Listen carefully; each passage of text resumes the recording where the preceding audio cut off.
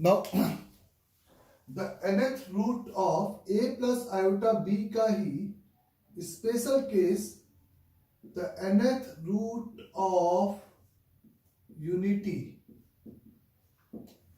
The nth root of unity. तो nth root of unity, unity मतलब आप जानते हो कि 1, और nth रूट ऑफ यूनिटी यानी कि 1 अपॉन n।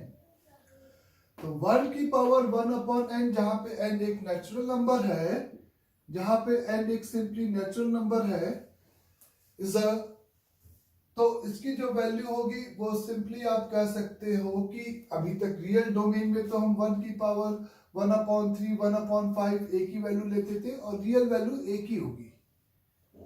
अब आप यहाँ पे बात कर रहे हो इस कॉम्प्लेक्स चैप्टर में, तो कॉम्प्लेक्स डोमेन में जब आप इस को जेड सपोज करते हो, तो आपके पास एक पोलिनोमियल जेड की power n is equal to 1 बनता है। तो आप फिर से कह सकते हो कि nth रूट ऑफ यूनिटी कितने होंगे, इज n डिफरेंट वैल्यूज को, इज पॉइंट्स को रिप्रेजेंट करेगा nth रूट ऑफ यूनिटी की वैल्यूज। और उस वैल्यूज को निकालने के लिए इस 1 को आप फिर से यूलर फॉर्म में लिखोगे, जिसका मैग्नीट्यूड तो सिंपल होगा, मतलब मैग्नीट्यूड मतलब मॉडुलस, और आर्गुमेंट ऑफ जनरलाइज फॉर्म में लोगे। तो 1 यानी कि इज सिंपली ओरिजिन से 1,0 का जो डिस्टेंस है, 1,0 का डिस्टेंस 1 है, और प्रिंसिपल आर्गुमेंट ही कंसीडर करो तो 0 है। तो आप यहां पे कंसीडर करोगे 1 मल्टीप्लाइड बाय e की पावर 2k पाई, ये 2k पाई सभी को क्लियर, 0 प्लस 2k पाई। तो z इज इक्वेट आप कंसीडर करोगे e की power iota 2k pi divided by n को। z आप कंसीडर करोगे e की power iota 2k pi divided by n को। और सिंपली फिर से k को आप 0, 1, 2, 3 पुट करते जाओगे, तो आपको n डिफरेंट वैल्यूज यहां पे फिर से प्लॉट होंगी। और वो वैल्यूज की अगर हम बात करें, the nth root of unity की अगर वैल्यूज की बात करें, तो वो वैल्यू सिंपली आपकी k को 0 रखा, e की power iota 2 pi by n, e की power iota 4 pi by n, k को 2 रखा, 3 रखा, 4 रखा, and so on, n minus 1 put किया, n वाली वैल्यू वापस से 1 आ जाएगी, e की पावर आयोटा 2n माइनस 1 का पाई डिवाइडेड बाई n। तो ये आपका, आप इसको Z1 बोलो, Z2, Z3 बोलो, या आप इसको 1 Z1 नाम दे रहे हो, इस Z2 इसको नाम दे रहे हो, तो इसको Zn माइनस 1 नाम दोगे, क्योंकि 1 को आपने नाम नहीं दिया है। अगर Z1, Z2, Zn नाम दे सकते थे, ये आपका सिंपली ये इस नाम है, ये एज्यूम दैट इस इसको रिप्रेजेंट कर रहा है। तो nth रूट ऑफ यूनिटी भी आपका simply n sided regular polygon के ही वर्टेक्स होंगे, जिसमें से वन ऑफ द वर्टेक्स आपका 1,0 होगा, 1,0 होगा, और वो इस 2 पाई बाई n एंगल पे इस तरह से रोटेट होते हुए चले जाएंगे। और जो nth रूट ऑफ यूनिटी है, अगर वो आप नोटिस करो, तो आप ये कह सकते हो कि ये एक रियल कोफिशिएंट पॉलिनोमियल्स के रूट हैं। तो कॉम्प्लेक्स अगर है तो कॉन्जुगेट पेयर में अकर करेंगे, ये बात सभी को क्लियर अच्छे से। तो जितने रूट इस पर्टिकुलर इस के ऊपर होंगे, वो इतने ही नीचे होंगे। आपको ये तो समझ में आ रहा है कि जब n ऑड है तो एक रूट आपका यहां पे आ गया, बच्चे इवन में से आधे ऊपर और आधे नीचे। जब आपका n इवन है यहां पे, तो एक रूट तो ये हो गया, तो बचे ऑड, अब आधे ऊपर और आधे नीचे। तो जब n आपका सिंपली यहां पे इवन नंबर है, तो उस केस में is a one of the another real root will be one of another real root is simply आपका क्या हो जाएगा बच्चे, -1,0 भी होगा। जैसे जेड स्क्वायर बराबर 1, तो जेड की एक वैल्यू 1 और -1 दोनों आएगी। अब आपके पास जो बचे हुए इवन पार्ट हैं उसके आधे ऊपर और आधे सिंपली नीचे होंगे मिरर इमेज के साथ। तो ये एक पर्टिकुलर नंबर्स हैं जो कि n की वैल्यूज पे e की power iota 2 pi by n, e की power iota 4 pi by n, e की power iota 6 pi by n and so on. तो nth रूट ऑफ यूनिटी के केस में हम जरूर ये बोल सकते हैं कि if one of the imaginary root is alpha, if one of the imaginary root का नाम आपने एग्जामिनर ने अल्फा दे दिया, z1 z2 z3 1 को छोड़ के या -1 को छोड़ के 1 या -1 इमेजिनरी रूट की बात हो रही है। इमेजिनरी रूट यानी कि प्योरली रियल की बात नहीं है। तो इस nth रूट ऑफ यूनिटी में one of the root is अगर अल्फा है तो आप कह सकते हो बाकी के जो कॉम्प्लेक्स रूट होंगे वो सिंपली आपके अल्फा स्क्वायर अल्फा क्यूब इस तरीके से एक जीपी फॉर्म करेंगे। क्या फॉर्म करेंगे? सिंपली एक जीपी फॉर्म करेंगे। तो 1 alpha square alpha cube up to कहां तक? अल्फा की power n-1 are set to be, उस केस में आर सेट टू बी आपका क्या हो जाएगा? nth रूट ऑफ यूनिटी होगा। ये बात सभी को क्लियर? तो अगर one of the imaginary root of nth root of unity is alpha है तो उस केस में बाकी के रूट इस तरीके से सिंपली एक जीपी बनेंगे। अगर nth रूट ऑफ यूनिटी के ये इज द वैल्यूज प्रोवाइडेड है तो ये फिक्स पॉइंट है 1 z1 z2 zn-1 एक फिक्स पॉइंट है जो कि इस तरीके से आप रिप्रेजेंट कर सकते हो। तो nth रूट ऑफ यूनिटी एक स्पेशल केस ही है किसका? a प्लस आयोटा b के nth रूट का। इसको हम इसलिए फोकस करते हैं क्योंकि ये आपका बार बार nth रूट ऑफ यूनिटी का कॉन्सेप्ट आपको देखने को मिलेगा। यहां पर आप सबसे पहले nth रूट ऑफ यूनिटी के केस में लेट अज्यूम कि 1 z1 z2 z3 zn-1 are the nth root of unity है। If 1 z1 z2 z3 up to zn-1 are simply nth root of unity अगर है तो उस केस में आप सबसे पहले ये कंक्लूड करोगे कि ये सारे कॉम्प्लेक्स नंबर बेसिकली z की पावर n-1 बराबर 0 के रूट है।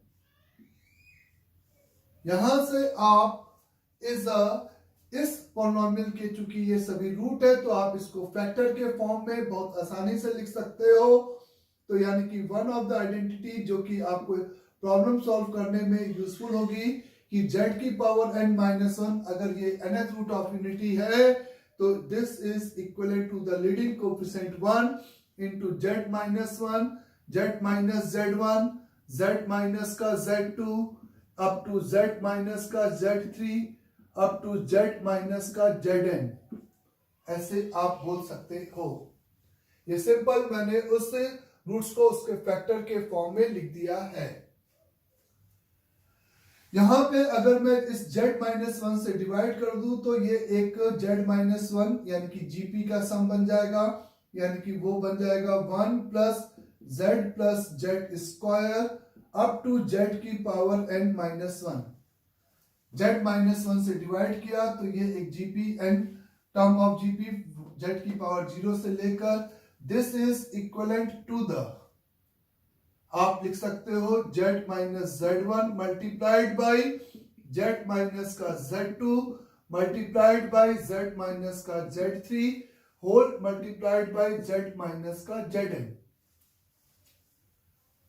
ये क्लियर सभी को अच्छे से? ये इस आइडेंटिटीज का यूज हम लोग, ये एक आइडेंटिटीज है जिसका यूज हम लोग इस तरह के किसी भी जेड के लिए इस फैक्टर को यूज कर सकते हैं एग्जामिनर। अगर इसके अलावा आप इसको लॉग लेकर डिफरेंशिएट करके एक नई आइडेंटिटीज वगैरह कुछ भी बना सकते हो। अंडरस्टैंड सभी को यहां तक? तो 1 Z1 Z2 Z3 Zn minus 1 आपके सिंपली यहां पर nth रूट ऑफ यूनिटी है। तो this two are important identities. अब जिसको प्रॉब्लम में हम लोग कैसे यूज करेंगे ये आप नोटिस करना। आपको यहां पर ये आइडेंटिटीज नहीं देगा, लेकिन आपको बनाने की जरूरत पड़ सकती है। तो प्रॉब्लम इजिली आपका उस टाइप का अगर प्रॉब्लम है तो वो इजिली यहां पे सॉल्व हो जाएगा। ऐसा कहा गया है कि let 1 Z1 Z2 Z3 Zn minus 1 are the simply nth root of unity है। तो आपको वैल्यू निकालनी है। The first part is 3 minus का Z1, द 3 माइनस का Z2 up to the 3 minus का Zn माइनस 1। इस प्रोडक्ट की वैल्यू चाहिए। द सेकेंड आपको यहां पे 1 माइनस का Z1, 1 माइनस का Z2, 1 माइनस का Zn की वैल्यू, Zn माइनस 1 की वैल्यू चाहिए। थर्ड आपको यहां पे 1 upon is a Z1 minus का 3 प्लस 1 अपॉन Z2 माइनस का 3 up to 1 upon Zn minus 1 minus के 3 का सम चाहिए। द फोर्थ इज आपको 1 अपॉन 1 माइनस का Z1, 1 माइनस का Z2 up to 1 upon 1 minus Zn। Examiner ने इस रूट्स के नाम दे रखे हैं और उसको लेकर इस टाइप से आपको इस प्रोडक्ट की क्या चाहिए, वैल्यूज की जरूरत है। Is a fifth is simply यहां पे इज अ आपको वैल्यू चाहिए iota minus Z1 multiplied by iota minus Z2 iota minus Z3 up to iota minus Zn minus 1 can take. इसकी तो एग्जैक्ट वैल्यू और यहाँ पे कैन टेक, ये कौन कौन सी वैल्यूज ले सकता है ये आपको पता करना है। तो इस 1 Z1 Z2 Zn एक पर्टिकुलर नंबर्स हैं, वो e की power iota 2 pi by n वाले, उसी को लेकर इस तरह से प्रॉब्लम फ्रेम किया गया है। तो द 3 माइनस का Z1, तो आप सबसे पहले स्टार्ट करोगे कि are the set to be nth root of unity, यानी कि z की power n minus 1 is equal the z minus 1 z minus Z1 the z minus का Z2 up to z minus का Zn माइनस 1। ये एक simple identities है, क्योंकि अगर ये इसके रूट्स हैं यानी कि इस पॉलिनोमियल्स के रूट है, जिसको मैंने सिंपली उसके फैक्टर थ्योरम से लिखा है। और आपको फर्स्ट वाले की वैल्यू अगर चाहिए तो आप ऑब्वियस है z की जगह पे 3 पुट कर दोगे, तो फर्स्ट वाले का आंसर द 3 माइनस का Z1, द 3 माइनस का Z2, द 3 माइनस का Z3 up to the 3 minus का Zn minus 1 is simply equate with the 3 की power n minus 1 upon 3 minus 1 यानी कि 2, ये इसका आंसर होगा। और फिर फर्दर आपके पास यहाँ पर जो भी चीजें होंगी उसकी आप वैल्यू कैलकुलेट एन के टर्म की एक पर्टिकुलर वैल्यू होगी तो कैलकुलेट कर सकते हो। जब सेकंड वाले क्वेश्चन में देखा तो आपने सोचा कि मैं इसी आइडेंटिटीज में z को 1 पुट कर दूं, लेकिन 1 जब पुट करने जाएंगे तो ये 0 बराबर 0 हो जाएगा, वो फैक्टर आपको नहीं मिल पाएगा। और उसी के लिए जब मैंने डिवाइड किया था तो वहां z is not equal to 1 जरूर सपोज किया था, लेकिन एक बार डिवाइड करने के बाद इंडिपेंडेंटली ये 1 plus Z square up to z की पावर n माइनस 1 एक नया पॉलिनोमियल हो गया, जिसके n माइनस 1 रूट होंगे वो बचे हुए रूट होंगे, यानी कि z माइनस जेड। ये कहां से आया बच्चे, सभी को क्लियर, z माइनस 1 से डिवाइड किया और जीपी के सम में उसको कन्वर्ट कर दिया, z minus Z2 up to z minus Zn। तो सेकंड प्रॉब्लम के लिए सिंपली हमें इसी वाले फैक्टर में क्या सपोज करने की जरूरत पड़ेगी 1, और जैसे ही आप 1 पुट करोगे तो ये n टर्म्स 1 हो जाएंगे, यानी कि n इज इक्वल, या आप z माइनस 1 से डिवाइड करके limit z tending to 1 put करते तो भी वही बात होती। तो 1 माइनस का z1, 1 माइनस का z2 अप टू 1 माइनस का zn माइनस 1 के प्रोडक्ट की वैल्यू यहाँ पे सिंपली n के बराबर हो जाएगी सेकंड का आंसर। आपको 1 upon z1 minus 3, 1 upon z2 minus 3 और इस तरीके से वैल्यू अगर चाहिए थी तो सिंपली आपने थर्ड वाले के लिए इस आइडेंटिटीज को इस पहले प्लस में लेके आने के लिए लॉग लिया। ये बिल्कुल एक बार दिमाग नहीं लगाना है कि सर लॉग तो रियल पॉजिटिव नंबर के लिए, ये एक सिंबल है जो कि आपको सिंपल यहाँ पर उसी एनालॉजी के साथ इस प्रोडक्ट को सम में बदल दिया, बच्चे log of z minus zn। बात सभी को क्लियर हो रही है। तो यहां पर इसका डेरिवेटिव n इंटू जेड की power n minus 1 upon z की power n minus 1 is the minus एक और यहां से 1 upon z minus 1 is equal to 1 upon z minus z1 आएगा। फिर यहाँ पे z माइनस का z1 plus 1 upon z minus का z2 up to 1 upon z minus का zn माइनस 1 आएगा। और आपको इसकी वैल्यू निकालने के लिए आपको z को 3 से रिप्लेस करना होगा, और 3 से रिप्लेस करने पे कोई भी नॉट डिफाइंड नहीं है, और एक माइनस जरूर कॉमन लेना होगा। जब आप 3 से डिफाइन करोगे तो इसकी वैल्यू आपके पास आंसर में होगी 1 अपॉन 2 माइनस n इंटू 3 की power n minus 1 divided by 3 की पावर n माइनस का 1। तो ये इसका सिंपली आंसर हो जाएगा थर्ड वाले का।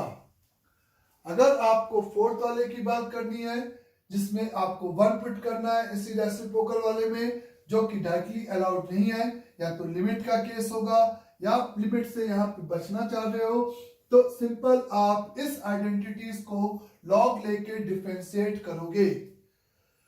तो फोर्थ वाले के लिए आंसर आप निकालने के लिए इसका लॉग लोगे, तो आप लिखोगे log over 1 plus Z square up to z की power n minus 1 is simply equivalent to the log of z minus का z1 plus log of z minus का z2 plus log of n minus 1 लिखना था बच्चे यहाँ पे log of z minus का zn minus 1, क्योंकि 1 से स्टार्ट किया तो zn माइनस 1।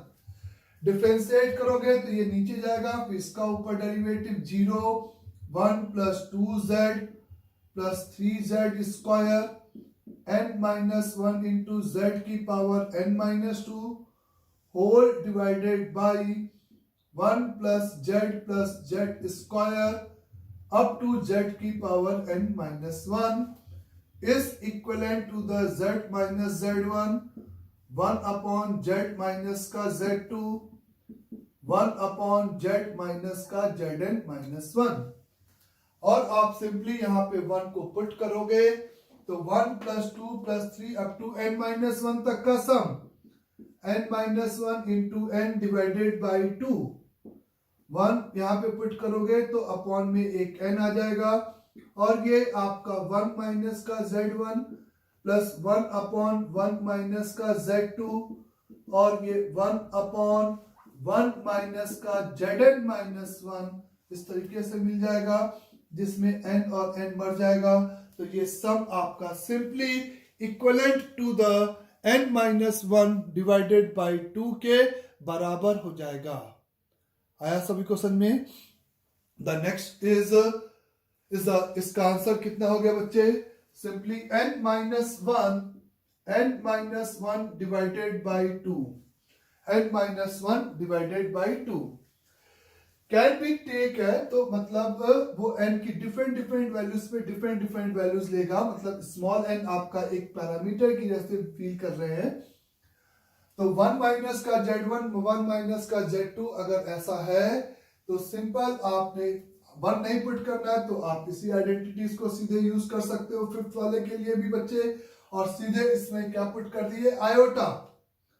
तो आयोटा माइनस का Z1, आयोटा माइनस का Z2, आयोटा माइनस का Z3 whole multiplied by iota minus का Zn minus 1 is equivalent to the, this product is equivalent to the iota की power n minus 1 upon iota minus 1। तो इस ratio की हमें बात करनी है कि ये क्या क्या वैल्यूज ले सकता है। तो आयोटा की पावर n सिंपली आपको पता है कि n पे डिपेंड करता है। अगर आपका n 4 का मल्टीपल है तो आयोटा की पावर n आपका 1 हो जाएगा, तो इस पूरे रेशियो की वैल्यू 0 हो जाएगी। n की वैल्यू 4k प्लस 1 के फॉर्म का है, तो इस आयोटा की पावर n आपका आयोटा यानी कि आंसर आपका 1 हो जाएगा। n की वैल्यू अगर 4k प्लस 2 है तो आयोटा स्क्वायर माइनस 1, तो इसकी वैल्यू आयोटा प्लस 1, इस तरीके से इस प्रोडक्ट की वैल्यू आ जाएगी। और n की वैल्यू अगर सिंपली यहाँ पर 4k प्लस 3 है तो इसकी वैल्यू आपकी कितनी है minus iota minus 1 upon iota minus 1, यानी कि 1 plus iota upon 1 minus iota, और उसके लिए आप इसका स्क्वायर 1 प्लस आयोटा से मल्टीप्लाई, तो ऊपर 2 आयोटा अपॉन 2 आ जाएगा, यानी कि सिंपली आंसर इज कितना आ जाएगा आयोटा आ जाएगा। तो this product can take these 4 values corresponding the different values of n, क्योंकि n अगर नेचुरल नंबर है तो वो इस सेट का कोई ना कोई नंबर पक्का होगा। 4k plus 1, 4k plus 2 and 4k plus 3। और 4k में क्यों ब्रेक किया, क्योंकि आपको आयोटा की पावर n को यहाँ पर कंसिडर करना था। तो एक इस टाइप का ये क्वेश्चन होगा जिसमें हम लोग उस आइडेंटिटीज की यूज करेंगे जो अपन ने इस कि ये रूट्स हैं तो इसके फैक्टर्स हैं, और इस टाइप के प्रॉब्लम में ये सीधे सीधे आपको आंसर प्रोवाइड कर देगा। करेक्ट सभी को। द नेक्स्ट कॉन्सेप्ट इज कि the one Z1 Z2 Z3 Zn minus 1 are said to be nth root of unity अगर है तो तुमने कहा कि ये बेसिकली इस पॉलिनोमियल्स के रूट है। अगर क्वेश्चन में इस नंबर्स को, इन कॉम्प्लेक्स नंबर को nth रूट ऑफ यूनिटी कहा गया है, यानी कि वेरी क्लियर कि ये सभी इस पॉलिनोमियल्स के रूट हैं। तो one of the thing is very clear कि 1 प्लस Z1 प्लस सभी का सम ऑफ द रूट, क्योंकि is the relation between the roots 1 plus Z1 plus Z2 up to Z3 up to Zn minus 1 का जो sum है वो simply 0 होगा। Sum of the root taking 2 at a time, यानी कि इसमें से कोई भी दो नंबर ले लो, कोई भी दो नंबर ले लो और उनका प्रोडक्ट करके सम करोगे तो वो भी 0 होगा, 3 का भी 4 का भी, वो डिपेंड करेगा n कितना है, 5 है तो 4 तक। लेकिन प्रोडक्ट ऑफ द रूट की अगर बात करोगे कि इन सभी का मल्टीप्लीकेशन, तो 1 multiplied by Z1 multiplied by Z2, क्योंकि 1 भी एक रूट है इसलिए सब में उसको भी लिखा गया है, तो प्रोडक्ट में उसको हम इग्नोर कर भी सकते थे और नहीं भी, तो प्रोडक्ट को कोई फर्क नहीं पड़ेगा। तो प्रोडक्ट ऑफ द रूट्स आपका होता है -1 की power n into simple constant term upon leading coefficient, यानी कि ये होता है the Z1 multiplied by Z2 multiplied by Z3 up to Zn minus 1 is equivalent to the -1 raised to power n plus 1। तो ये आपका सम ऑफ द रूट हो गया nth रूट ऑफ यूनिटी का, और ये आपका प्रोडक्ट ऑफ द रूट हो गया nth रूट ऑफ यूनिटी का। इसमें इनटू में 1 भी एक रूट है, -1 की पावर n प्लस 1, वो n इवन है या ऑड है, उस पर दो वैल्यूज +1 या -1 कंसिडर करेगा। अंडरस्टैंड सभी को।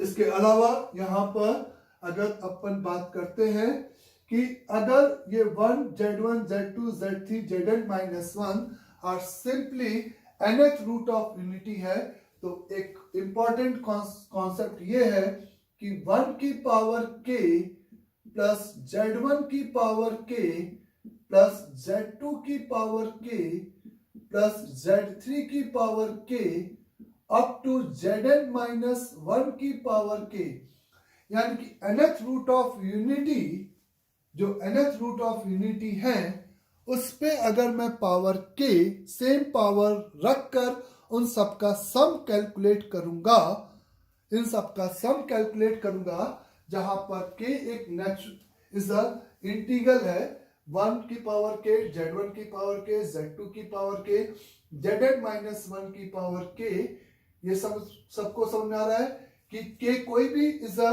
नेचुरल नंबर हो सकता है या इंटीग्रल।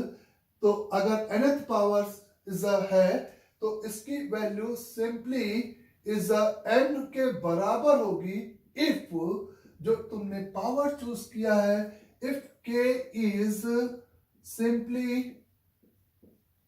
मल्टीपल ऑफ n, इसकी वैल्यू इस सम की वैल्यू किसके बराबर होगी, n के बराबर।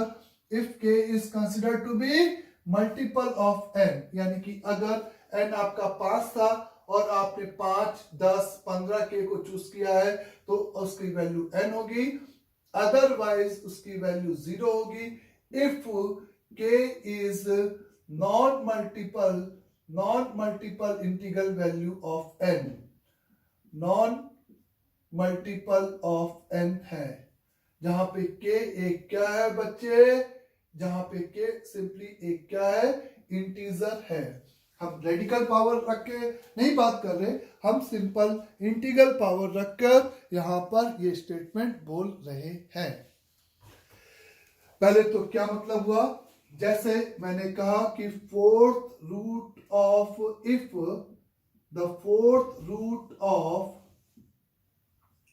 यूनिटी आर, कुछ भी नाम दे देता हूं, obvious of unity are is 1 comma z1 comma z2 comma z3 है। तो अगर मैं कहूं कि 1 प्लस z1 की पावर 5 प्लस z2 की पावर 5 प्लस z3 की पावर 5 की वैल्यू क्या होगी, पहले हम इसको समझे कि मैं क्या बोलना चाहता हूं। तो ये इस आइडेंटिटीज का क्वेश्चन हो गया, पावर 5 रख के ऐड करो क्योंकि 1 इज इक्वल टू द 1 की पावर 5, और ये 4 रूट है तो 5 आपका इज द फोर्थ, यानी कि उस n का मल्टीपल नहीं है, इसलिए इसकी वैल्यू सिंपली 0 होगी। 1 प्लस z1 की पावर 8 प्लस z2 की पावर 8 प्लस z3 की पावर 8 की वैल्यू कितनी होगी, तो इस सभी की वैल्यू 1 1, तो यानी कि ये सम आपका सिंपली 4 के बराबर हो जाएगा। तो ये एक कॉन्सेप्ट है, इसके बिहाइंड इसका इज द रीजन समझे आप। सबसे पहले कि k जब n का मल्टीपल है तो उसकी वैल्यू n के बराबर क्यों। मैंने कहा कि ये सारे आपके z की पावर n बराबर 1 के रूट है, ये बात तय है, यानी कि ये सभी इस पॉलिनोमियल को क्या करेंगे, सेटिस्फाइड करेंगे। तो zi की पावर n पक्का यहां पे 1 के बराबर होगा। zi, z1, z2, z3 कोई भी कॉम्प्लेक्स नंबर रूट उठाऊंगा उसकी पावर n लूंगा। तो अगर ये पावर n आपका n का मल्टीपल है तो उसको मैं इज 4 का स्क्वायर, 4 का स्क्वायर, तो z2 की पावर 4, आप कह सकते हो कि ये z की पावर 4 बराबर 1 के रूट है, तो z2 की पावर 4 की वैल्यू 1 1 1, इस तरीके से सब 1 हो जाएंगे। तो हैंस प्रूफ कि अगर k आपका मल्टीपल ऑफ n है तो सम की वैल्यू n के बराबर यहां पर होगी। अब जब k आपका मल्टीपल ऑफ n नहीं है तो आप कैसे ये बात बोल सकते हो कि ये सम की वैल्यू 0 के बराबर होगी। तो मैंने कहा कि z की पावर n बराबर 1 है, इसी के ये सभी रूट है, यानी कि आप कह सकते हो zk की वैल्यू e की पावर आयोटा 2k पाई अपॉन n के फॉर्मेट में ही होगी। जेड के की वैल्यू इसी फॉर्म की होगी, मतलब के को 1 2 3 रखोगे तो z1 z2 zn माइनस 1 मिलता जाएगा। 1 की पावर k प्लस जहां पे k is not multiple of n है तो z1 की पावर यानी कि e की पावर आयोटा पहला रूट 2 पाई बाई n की होल पावर k, दूसरा रूट e की power iota 4 pi by n की पावर k, तीसरा रूट e की power iota 6 pi by n की पावर k, ऐसे ही लास्ट वाले रूट की पावर k इज यहाँ पे लास्ट वाले रूट की power k is n minus 1 into 2 pi upon n की होल पावर k। इसी का सम निकालना है आपको यहाँ पे। फिर से आप समझ सकते हो कि k अगर n का मल्टीपल है तो ये इसको मार देगा, 2 पाई जिसकी वैल्यू आपकी 1, ये भी 4 पाई जिसकी वैल्यू 1, तो सम आपका n। जब आपका k की वैल्यू 1 n का मल्टीपल नहीं है तो ये k इसको नहीं मार पाएगा, यानी कि इसकी वैल्यू 1 नहीं होगी, यानी कि कॉमन रेशियो, ये एक जीपी है जिसका कॉमन रेशियो आपका कितना नहीं होगा बच्चे, इज 1 नहीं है, तो आप जीपी के सम अप्लाई कर सकते हो। तो फर्स्ट टर्म 1 माइनस e की पावर आयोटा 2 पे पाई k बाई n, ये कॉमन रेशियो हो गया बच्चे, इस whole power number of terms n divided by 1 minus e की power iota 2 k pi upon n, n से n कैंसिल, k एक इंटीजर है तो 2 पाई k भी आपका 1 ही होगा, तो ये सिंपली सम आपका देखो किसके बराबर हो गया, 0 के बराबर हो गया है। अंडरस्टैंड सभी को यहाँ तक। तो इस टाइप से आपने ये आइडेंटिटीज इंपॉर्टेंट है कि 1 की पावर k प्लस 2 की पावर k, z1 की पावर k, z2 की power k up to zn minus 1 की पावर k का वैल्यू आइदर n या 0 होगा, इज द सेम पावर रख के ऐड कर रहे हो तो। अंडरस्टैंड।